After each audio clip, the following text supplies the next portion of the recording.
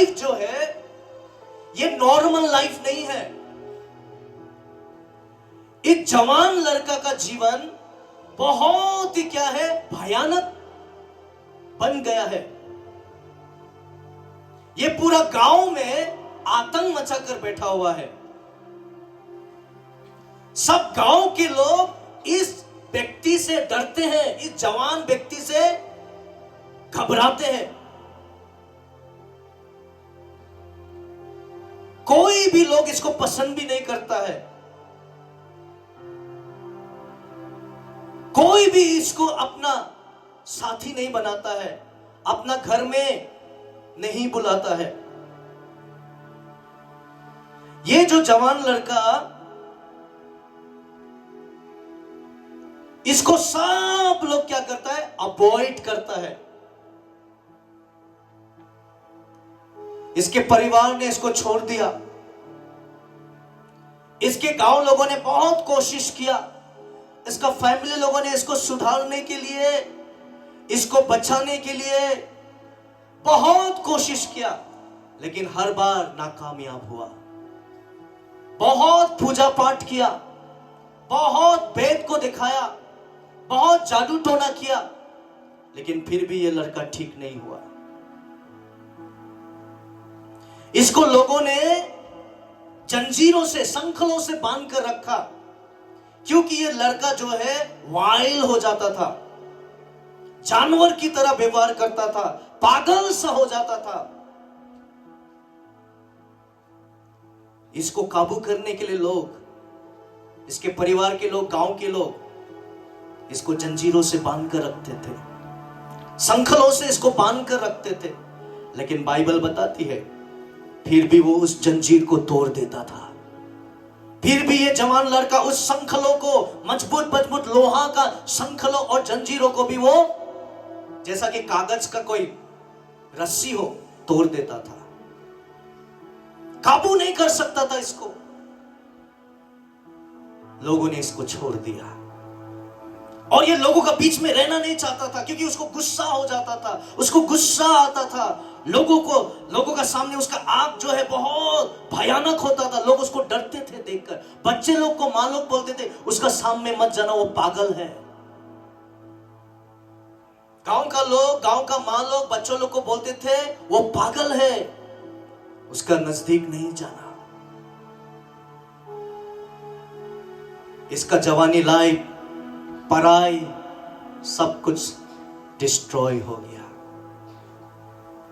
Destructive हो गया। इसको कोई पसंद नहीं करता था।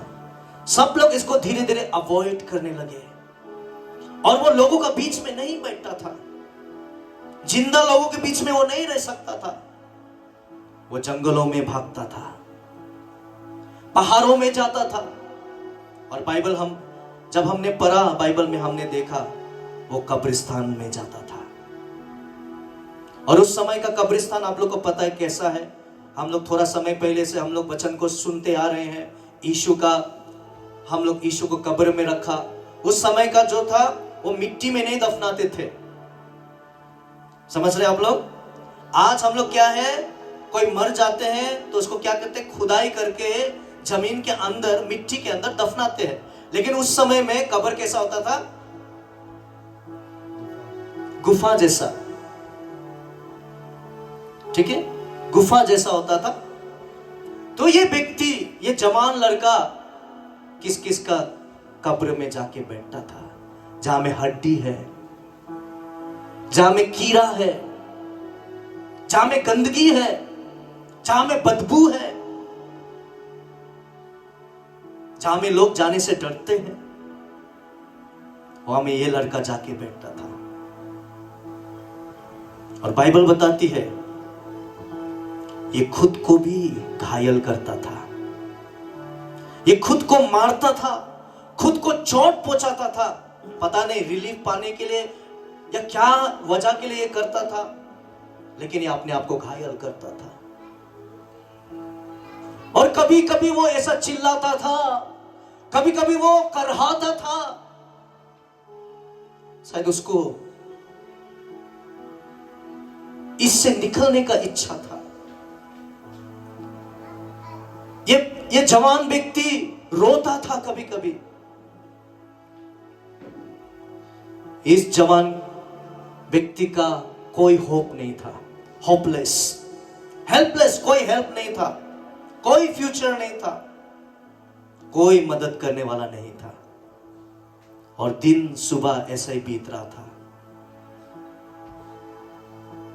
लेकिन एक दिन, हालेलुया, एक दिन, बाइबल में ये सब आएगा आप लोग का जीवन में, आप लोग कभी पढ़ेंगे, बट वन डे, एक दिन, हालेलुया, वेरी इंपॉर्टेंट, ये बहुत इंपॉर्टेंट है।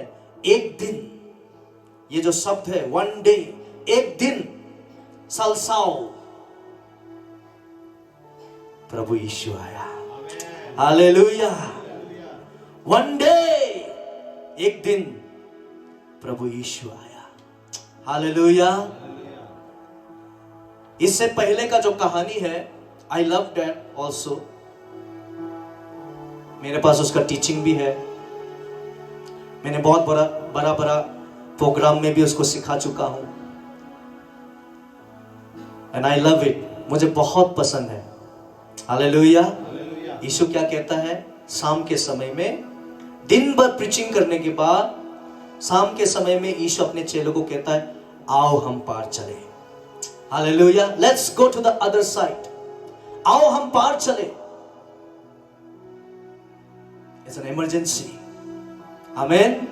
यीशु कल के लिए भी नहीं रुक रहा है, सुबह के लिए नहीं रुक रहा है, रात हो चुका है, शाम हो चुका है, कहने का मतलब शाम हो चुका है, सुबह से यीशु ने प्रीचिंग किया, लेकिन यीशु बोल रहा है, आओ हम उस पार चले, कुछ इमरजेंसी है। चेला लोग सोचने लगा, भाई अभी तो हम लोग का आराम करने का समय था, अभी तो खाना पीना खा के सोने का समय हो चुका था, अरे प्रभु थोड़ा दया तो करो हम लोग पर भी, चलो आप तो चलो समझ गया, आप तो एक्स्ट्रा ऑर्डिनरी है, हम लोग तो ऑर्डिनरी लोग हैं, एटलीस्ट हम लोग पे तो दया करो, हम लोग को अभी रेस्ट लेना है, खाना खाना है, परिवार है ना, थोड़ा सा समय बिताना इधर में। लेकिन आप तो बोल रहे चलो, लेकिन प्रभु का धन्यवाद हो, आमीन। चेला लोग क्या था, ओबीडियंट था, आमीन। यीशु जो बोलते थे उसको क्या करते थे, फॉलो करते थे, मानते थे, hallelujah. Be a follower, follower बनिए, आमीन, प्रेज द लॉर्ड। यीशु का फॉलोअर बनिए, प्रभु का सही दास लोग जो आपको बोलेंगे उसको फॉलो कीजिए, उसमें कुछ बात है, आमीन। तो यीशु का चेला लोग जो भी हो, शिकायत किया होगा, जो भी शायद बुरा भी माना होगा, लेकिन वन थिंग दे फॉलोड, आमीन। बुरा भी माना होगा, गुस्सा भी किया होगा, कुरकुराया भी होगा, कंप्लेन भी किया होगा, लेकिन one thing good is they obeyed, आमीन, ओबे किया, और रात को ही जहाज में निकला, हालेलुया। लेकिन हम लोग कहानी में क्या देखते हैं, थोड़ा सफर करने के बाद उस जो है उस झील में तूफान आया, और तूफान नाव को आगे बढ़ने से रोक रहा था, यीशु और उसके चेलों को आगे बढ़ने से रोक रहा था। लेकिन ये सब कुछ को पार करके भी, आमीन, यीशु इस लड़के के पास पहुंचा, हालेलुया, प्रेज द लॉर्ड। और कहानी में हम लोग क्या देखते हैं, यीशु जब आता है, आमीन, ये लड़का दौड़ के, यीशु जब नाव से उतरता है, पता नहीं ये लड़का कहां से यीशु को क्या करता है, देख लेता है। आज तक इसके जीवन में कुछ अनोखा नहीं हुआ, same day same, every day same,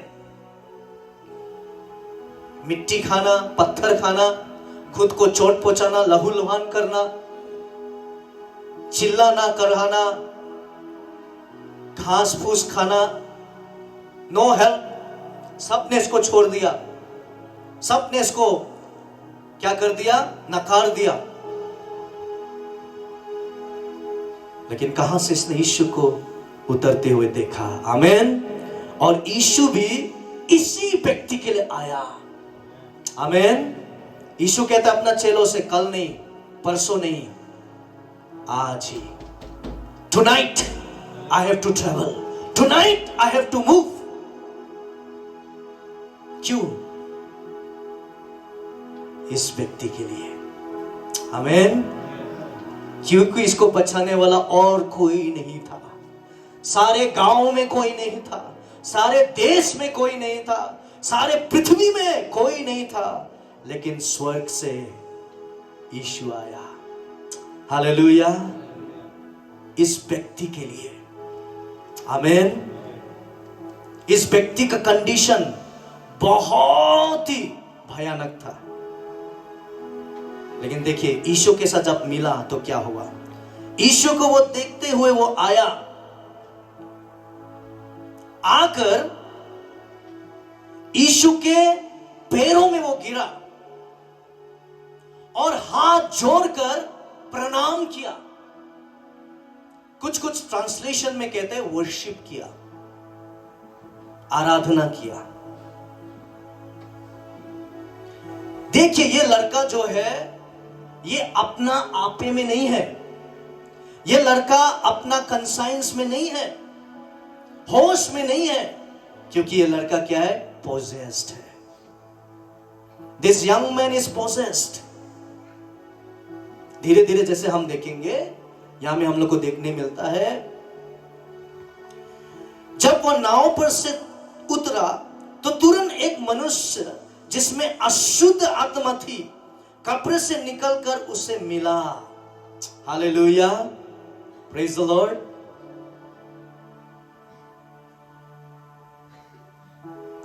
ये लड़का भीड़ से भागता था, गांव के लोगों से भागता था। दुष्ट आत्मा इसको क्या करता था? लोगों से अलग करके रखा, अपने लोगों से अलग किया, अपने परिवार से, अपने गांव से। दुष्ट आत्माओं ने इसको टॉर्मेंट किया, इसको बहुत ही सताया, और दुष्ट आत्मा ने इसको लोनली, अकेला रख दिया। लेकिन आज ये क्या कर रहा है? खुद भागते हुए यीशु के पास आया। हालेलुया। He is possessed. दुष्ट आत्मा से ये ग्रस्त है। He is possessed. दुष्ट आत्मा से ये भरा हुआ है, ग्रस्त है। और क्या करते हैं यहां पर? वह कब्र में रहा करता था और कई उसे संकलों से भी ना बांध सकता था, क्योंकि वो बार बार बेड़ियों और संकलों से बंधा गया था। पर उसने संकलों और को तोड़ दिया और बेड़ियों को टुकड़े टुकड़े कर दिए थे, और कोई उसे बस में नहीं कर सकता था। वह लगातार रात दिन कब्र और पहाड़ों में चिल्लाता और अपने को पत्थरों से घायल करता था। 6 वह यीशु को दूर से ही देखकर दौड़ा, उसे प्रणाम किया और ऊंचे सबसे चिल्लाकर कहा, हे यीशु, परम प्रधान परमेश्वर के पुत्र, मुझे तुझसे क्या काम? मैं तुझसे परमेश्वर की शपथ देता हूं कि मुझे पीड़ा ना दे। दौड़कर यीशु के पास आया, बाइबल बता रही है, और यीशु को प्रणाम किया और ऊंचे सबसे चिल्लाकर कहा, हे यीशु। अपने मुंह से ये जवान लड़का अपना मुंह से यीशु को बोला, हे यीशु। और क्या बोल रहे हैं? परम प्रधान परमेश्वर के पुत्र, मुझे तुझसे क्या काम? मैं तुझसे परमेश्वर की शपथ देता हूं कि मुझे पीड़ा ना दे।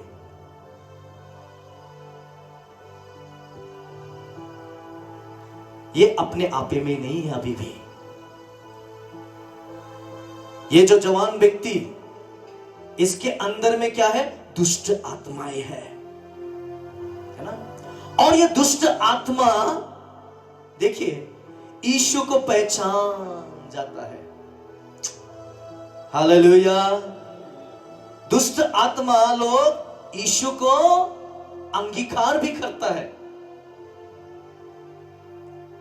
यीशु तो परम प्रधान परमेश्वर का पुत्र है। देखिए,